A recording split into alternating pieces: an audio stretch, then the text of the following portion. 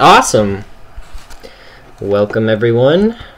I am here in creative mode and I love this Minecraft 1.5 update, so I was interested in making things that kind of manage themselves for you. Now I know that there's already a kind of automatic furnace designed where you can just kind of put two chests and have coal go in one and something you want to cook in the other.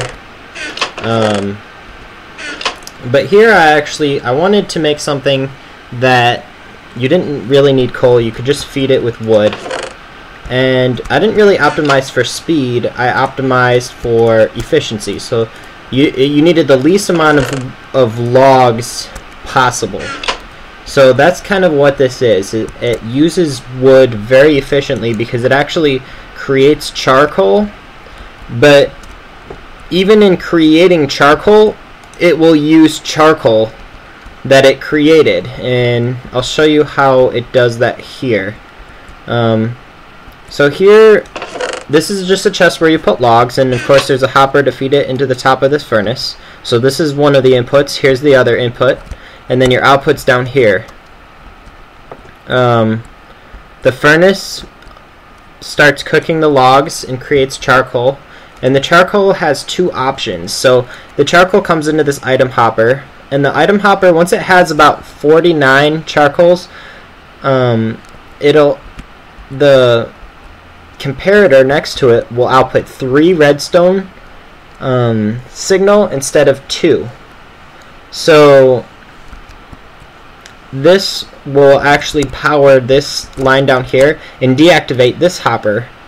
So it keeps it from pulling charcoal out of this dispenser, or this dropper actually. I don't think it matters which one you use as long as it's facing upward. But it deactivates it so that this hopper will, or this dropper will not lose the charcoal. And then it'll also, when there is an item in here, it'll activate this clock right here, which basically will click this redstone torch and have the dropper kick the charcoal up into this hopper, which pushes it back into the furnace. Now if there's enough in here, I'll show you what happens when there's not enough. So right now it's going to create. There we go. See, it went around a couple times, then it clicked because there was nothing else in here, and that's when it stopped because the comparator turned off the clock.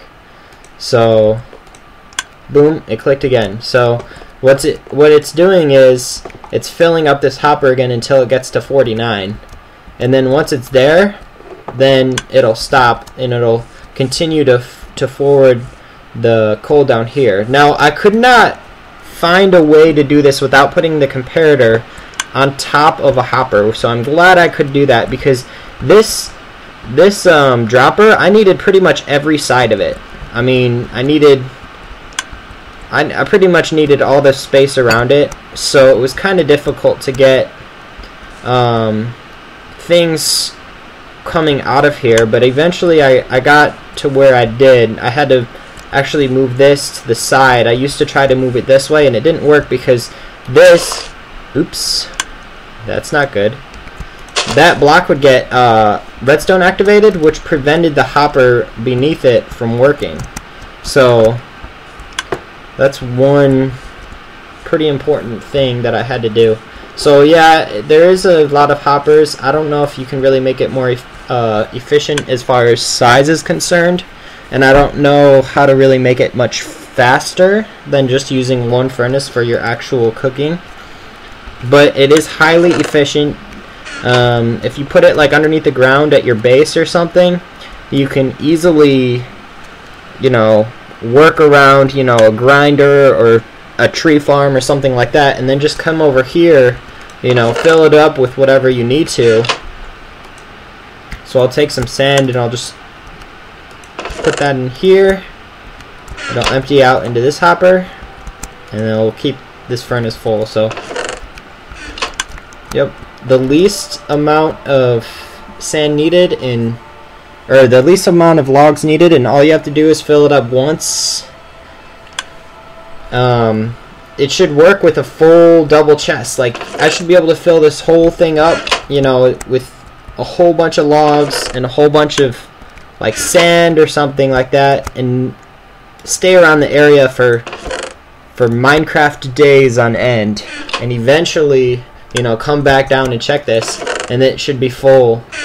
So if you need something that's a lot quicker, I don't recommend doing this exact setup, because you're not going to get your output very quickly. But if you just want like a continuous supply that you don't have to keep worrying about refilling and things like that, and you don't want to lose your coal, well, this is a great way to automatically manage your charcoal for you.